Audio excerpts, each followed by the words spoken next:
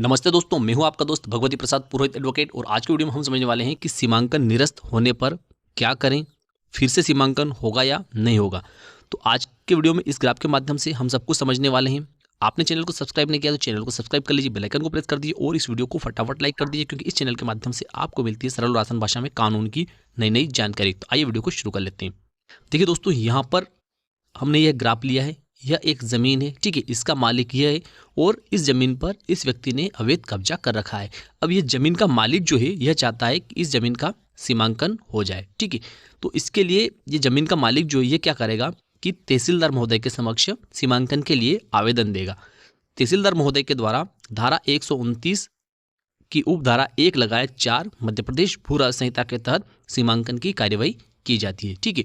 अगर तहसीलदार महोदय ने सीमांकन की कार्यवाही जो की है वह सही नहीं की है या उसमें किसी प्रकार की कोई त्रुटि की है, विधि का पालन नहीं हुआ है, ऐसी स्थिति में तहसीलदार महोदय के द्वारा किए गए सीमांकन के विरुद्ध उपखंड अधिकारी महोदय अर्थात एसडीओ महोदय के समक्ष मध्य प्रदेश भू राज्य संहिता की धारा 129 की उपधारा 5 के तहत आवेदन पत्र जो है विपक्षी के द्वारा या जो व्यथित पक्षकार है उसके द्वारा प्रस्तुत किया जाएगा, ठीक है।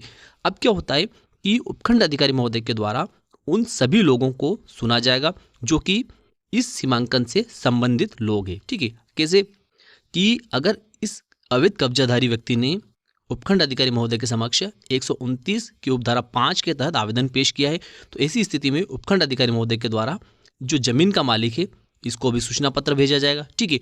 इसके बाद में इसके आसपास के पड़ोस के जो लोग हैं, इस खेत के आसपास पड़ोस के जो लोग हैं उन लोगों को भी सूचना पत्र भेजा जाएगा, ठीक है। और उसके बाद में सभी की सुनवाई की जाएगी किसके द्वारा, उपखंड अधिकारी महोदय के द्वारा अर्थात एसडीओ महोदय के द्वारा। तो देखिए, सबसे पहली बात तो यह है कि उपखंड अधिकारी महोदय को किसी भी सीमांकन को निरस्त करने का अधिकार नहीं है, ठीक है। क्यों नहीं है? क्योंकि उपखंड अधिकारी महोदय जो है वे क्या कर सकते हैं कि मध्य प्रदेश भू राज्य संहिता की धारा 129 5 लगाए 7 के तहत इनको उस सीमांकन के संबंध में उस आदेश की जांच करने का अधिकार है। किसको? उपखंड अधिकारी महोदय को। अगर एसडीओ महोदय को लगता है कि तहसीलदार महोदय ने जो सीमांकन करवाया था वह सीमांकन सही है, तो उसकी पुनः पुष्टि उपखंड अधिकारी महोदय कर सकते हैं, अर्थात इस प्रकार का आदेश पारित कर सकते हैं कि तहसीलदार महोदय ने सही सीमांकन करवाया है, ठीक है। इस प्रकार का आदेश उपखंड अधिकारी महोदय कर सकते हैं।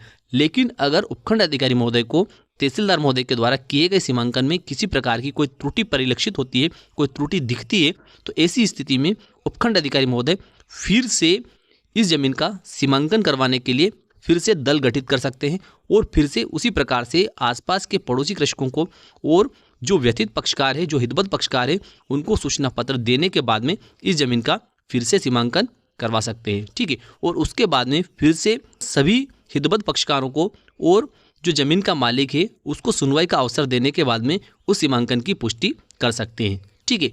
तो यहाँ पर हम मोटे मोटे रूप में यह समझ लेते हैं कि एसडीओ महोदय को जो अधिकार है वह अधिकार यह है कि या तो वे तहसीलदार महोदय के आदेश को सही बता दें कि हाँ इनने सीमांकन जो करवाया वह सही है, या एसडीओ महोदय फिर से इस जमीन का सीमांकन करवाएं, ठीक है।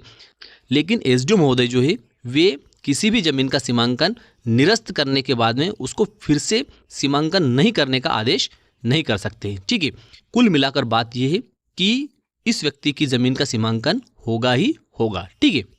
लेकिन उपखंड अधिकारी महोदय के द्वारा ऐसा आदेश दिया जाता है कि तहसीलदार महोदय ने जो आदेश पारित किया था वह निरस्त किया जाता है और फिर से सीमांकन करने का कोई आदेश उपखंड अधिकारी महोदय अर्थात एसडीओ महोदय के द्वारा नहीं दिया जाता है, या जो आदेश दिया जाता है उस आदेश से अगर कोई पक्षकार जो है वह व्यथित है, तो ऐसी स्थिति में उस आदेश के विरुद्ध किसी प्रकार की कोई अपील या रिवीजन नहीं होगी, क्योंकि इस प्रकार के जो प्रावधान दिए गए हैं वे मध्य प्रदेश भू राज्य संहिता की धारा 129 की उपधारा 8 में दिए गए हैं कि सीमांकन की कार्यवाही में अगर किसी भी प्रकार का कोई आदेश होता है तो उसके खिलाफ मध्य प्रदेश भू राज्य संहिता की धारा 129 की उपधारा 8 के तहत अपील या पुनरीक्षण अर्थात रिवीजन के कोई प्रावधान नहीं है। तो ऐसी स्थिति में उस आदेश के विरुद्ध हाईकोर्ट में पिटीशन लगाई जा सकती है।